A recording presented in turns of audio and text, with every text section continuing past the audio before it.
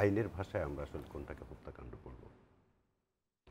আনোয়ারুল আজিম আমার দৃষ্টিতে এবং আইনের চোখে আমি যতটুকু একজন সাধারণ নাগরিক হিসাবে আইনের যতটুকু ব্যাখ্যা বুঝি ততক্ষণে উনি এখনো নিখোঁজ।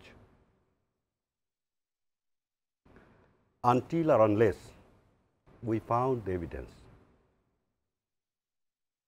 যে তাকে হত্যা করা হয়েছে, একজন স্বীকারোক্তি দিয়েছে তাকে হত্যা করা হয়েছে, আমরা সেটাকে ধরে নিচ্ছি সত্য। কিন্তু হত্যাকাণ্ডের বর্ণনাও দিয়েছে এবং সেটা বাংলাদেশে যারা গ্রেফতার হয়েছেন তারা যে বর্ণনা দিয়েছেন, ধরে নিচ্ছি পশ্চিমবঙ্গে যারা সেই জায়গাটা আমি ধরে নিয়েই কথা বলছি।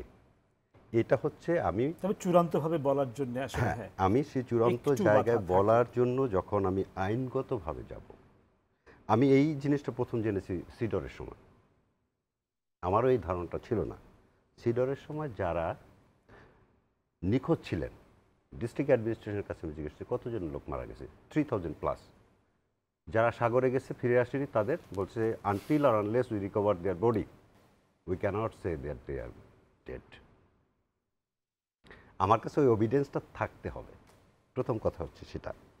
আমি আমাদের তদন্তকারীদের এই পারে এবং ওই পারে দুই পক্ষকে অনেক ধন্যবাদ জানাই যে খুব এক্সকিউজ মি দ্রুততম সময়ের মধ্যে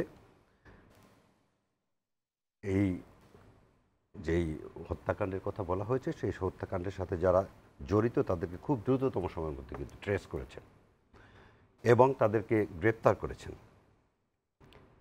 গ্রেপ্তার করে তাদের কাছ থেকে স্বীকারোক্তিমূলক জবানবন্দি আদায় করেছেন।